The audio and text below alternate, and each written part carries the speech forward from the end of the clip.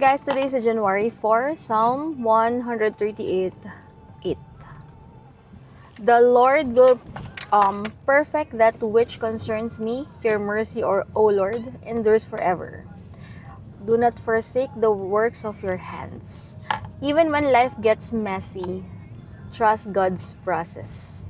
Mary endured many hardships yet trusted God's hand at work in her life. Her example reminds us to submit to God's refining process, confident that He will never abandon us. Yeah. Maraming tao ang pwedeng i-abandon tayo. Ganda, no? Maraming tao ang pwedeng i-abandon tayo. Magkamali lang tayo, hindi lang tayo ma-manipulate nila, hindi lang tayo mapasunod nila, hindi natin masakyan yung trip nila.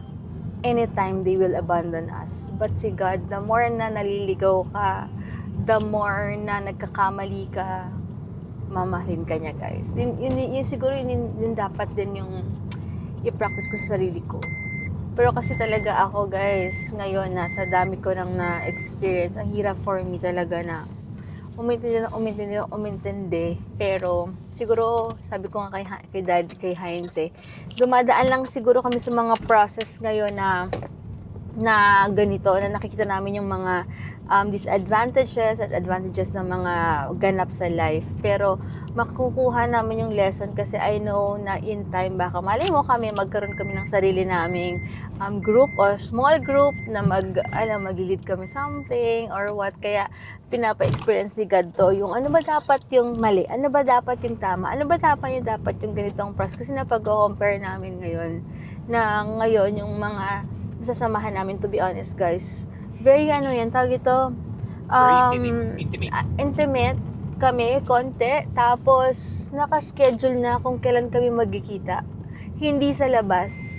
Hindi ka ma-force and gumastos or what. Pwede naman siguro kung ibang gas ko or what, pero nakakatuwa dito, sabi nga ni Ate Mitch, alam mo Debbie, Debs, alam mo sis, kapag nagkikita kami, wala kami, kanya-kanya kami, kasi hindi naman lahat afford or what, diba? Or iba may pinagdadaanan, kaya kung saan sila kikita. Pero kami nakakatuwa kasi mga leaders namin, nakita namin ngayon na sa church lang kami, twice a month pa, at may schedule na kami.